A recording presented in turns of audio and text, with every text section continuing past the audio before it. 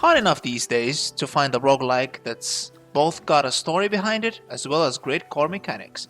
Welcome back to the fold, I am Faunel and a review of Dreamscaper for Windows.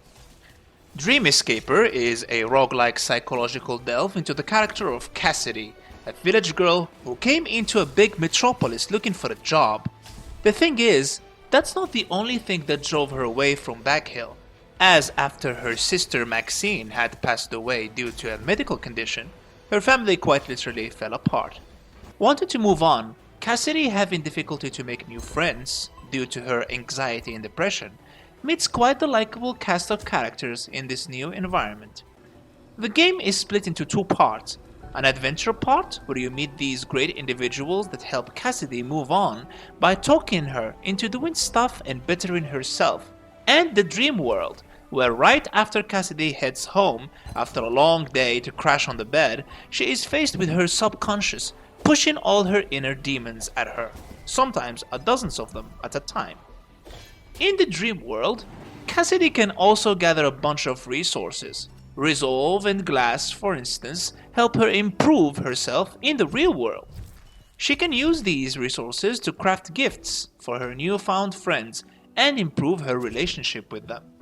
Sand, however, can only be used to alter the state of the dream world, used by Cassidy to purchase better equipment that she already unlocked through the dream world's merchant. Cassidy can unlock a huge arsenal of weaponry to use in her nightmares, ranging from rockets to Harry Potter's very magic wand. Let's just say she doesn't lack imagination.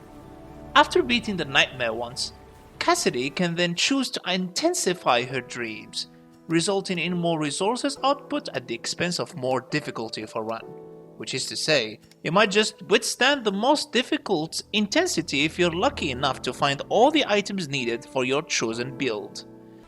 Also worth noting that the bosses are just pushovers once you've died to each of them a dozen times. Dreamscaper gets a 9.5 out of 10.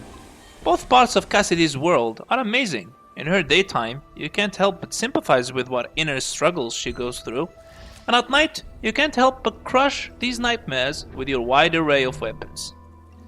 The only real downside to that are the bosses that are very weak, and you might actually have more difficulty dealing with the mobs of monsters that swarm you all at once than the actual level's boss.